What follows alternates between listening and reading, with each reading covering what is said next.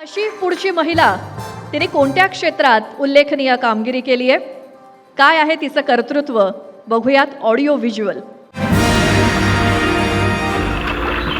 ओढ्यातून वाट काढत, डोंगर दऱ्यांमधून पायपीट करत, तर कधी दुचाकीवरून दिवसाच्या कोणत्याही प्रहरी गुराढोरांवर उपचार करण्यासाठी जाणाऱ्या या आहेत डॉक्टर रेणू लोंढे.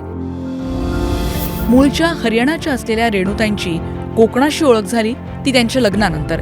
कोकणावर निसर्ग संपदेची जरी बरसात असली तरी इथे असलेल्या काही उणीवाही त्यांच्या नजरेनं टिपल्या आणि त्यानंतर आपल्या ज्ञानानं रेणू लोंढे यांनी कोकणातील उच्च विद्याविभूषित पशुवैद्यकाची कमतरता भरून काढली आणि इथूनच सुरू झाला त्यांचा पशुवैद्यकीय सेवेचा निरंतर प्रवास. गोरगरीब शेतकऱ्यांचं पशुधन जगवण्यासाठी रेणू लोंढे दिवस रात्र एक करतायत. गुराढोरांसह कुत्री, मांजरं अशा हजारो पाळीव प्राण्यांना डॉक्टर रेणू लोंढे यांनी वाचवलंय. त्यामुळे कोकणातल्या पशुपालकांसाठी रेणुताई एका देवदूतापेक्षा कमी नाहीत. पशुपालकांचे आशीर्वादच रेणुताई त्यांची सर्वात मोठी कमाई मानतात.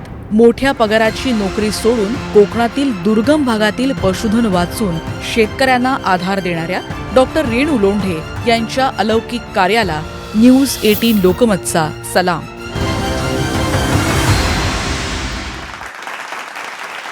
तर डॉक्टर रेणू लोंढे यांना मी मंचावर येण्याची विनंती करते आणि खरंच टाळ्यांच्या कडकडाटात आपण त्यांचं स्वागत करूयात. डॉक्टर अस्वती डोरजे यांना मी विनंती करते की डॉक्टर रेणू लोंढे यांना विशेष सन्मान चिन्ह देऊन त्यांचा गौरव करावा. आणि वामन हरी पेठे ज्वेलर्स कडून खास गिफ्ट व्हाउचर. कारण तुम्ही खूप स्पेशल आहात, कारण तुम्हाला फक्त माणसांचीच नाही तर मुक्या जीवांची पण भाषा कळते, त्यामुळे definitely you are very special. हा कसा आत्तापर्यंतचा अनुभव राहिलेला आहे कोकणात काम करण्याचा? तुम्ही हरियाणाच्या आहात, भाषा वेगळी, प्रांत वेगळा, कसा अनुभव होता? सबसे पहले मैं न्यूज़ 18 लोकमत का धन्यवाद करना चाहूँगी जो मुझे मुक्ता सम्मान के लायक समझा उन्होंने.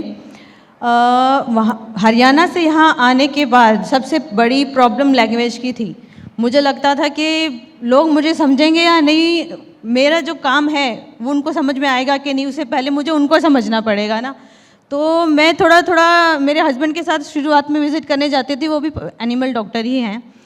तो शुरुआत में परेशानी थी. जंगल जैसे आपने देखा कि कहीं कहीं पे जंगल भी है, रात को सुबह कभी भी जाना पड़ सकता है. कभी सुबह 5 बजे जा रहे हैं तो कभी रात को 10 बजे जा रहे हैं, ऐसा भी होता है.